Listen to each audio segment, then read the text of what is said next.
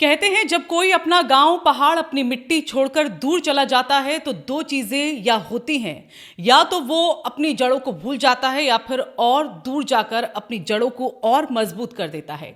और आज की कहानी उत्तराखंड की उसी माटी से जुड़े एक ऐसे बेटे की है जिसने लंदन जाकर नाम तो कमाया लेकिन दिल में गांव, पहाड़, बच्चे और शिक्षा सब वैसे ही बसाए रखे। जी हाँ, बात हो रही है राजभट्ट की। कुमाऊं मंडल के हल्द्वानी निवासी और लंबे समय से लंदन में सफल कारोबारी और समाज सेवी के तौर पर पहचान बना चुके हैं राजभट्ट। लेकिन उन्होंने अपने नाम को बड़ा करने से पहले अपने इरादों को बड़ा कर लिया और अब उसी का नतीजा है कि उत्तराखंड के एक छोटे से गांव गुंदियाट के राजकीय इंटर कॉलेज में एक नई उम्मीद का सूरज उग चुका है।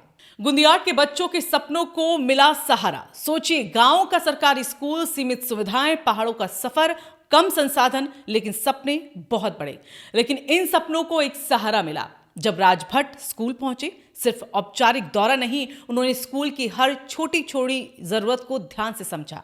कौन सी कमी बच्चों की पढ़ाई रोक रही है, कैसी चीजें होने से ये बच्चे और आगे बढ़ सकते हैं, सब कुछ महसूस किया। और उसके बाद जो घोषणाएं की, उसने बच्चों के चेहरों पर एक चमक ला दी जो एक उजले भविष्य की होती है।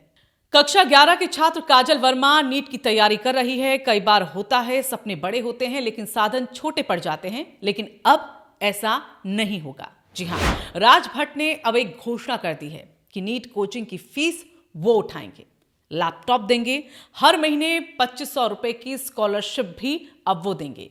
यानी पढ़ाई भी मजबूत और डिजिटल सीखने का रास्ता भी खुल गया। काजल अब सिर्फ तैयारी नहीं करेगी, वो पूरी रफ्तार से तैयारी करेगी। वहीं कक्षा 10 में पढ़ने वाले धनवीर मेहनती हैं, होनहार हैं, लेकिन संसाधन कम है। राजभट्ट ने इन्हें भी 2500 रुपए प्रतिमाह की स्कॉलरशिप देने का फैसला किया है। कभी कभी किसी एक विश्वास से, किसी एक मदद से किसी बच्चे का पूरा जीवन बदल जाता है। ये मदद वही बदलाव लेकर आई है। वहीं अब बारी कक्षा 12 की छात्राओं देविका और श्रुति की।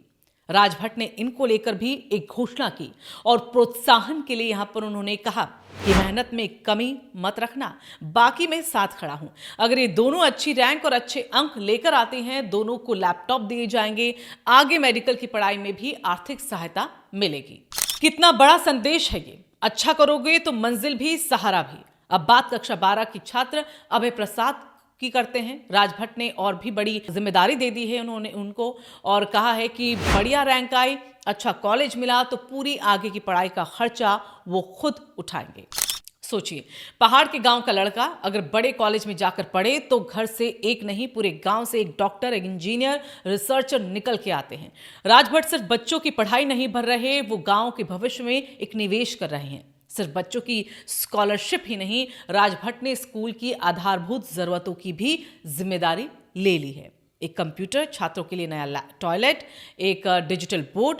ये 3 फैसले सिर्फ चीजें नहीं, ये 3 नए दरवाजे हैं डिजिटल शिक्षा, बेहतर वातावरण और ज्यादा आधुनिक सीखने की दिशा में। सोचिए, लंदन की जिंदगी, सफल करियर, व्यस्त शेड्यूल, लेकिन फिर भी आंखों में गांव के बच्चों का भविष्य।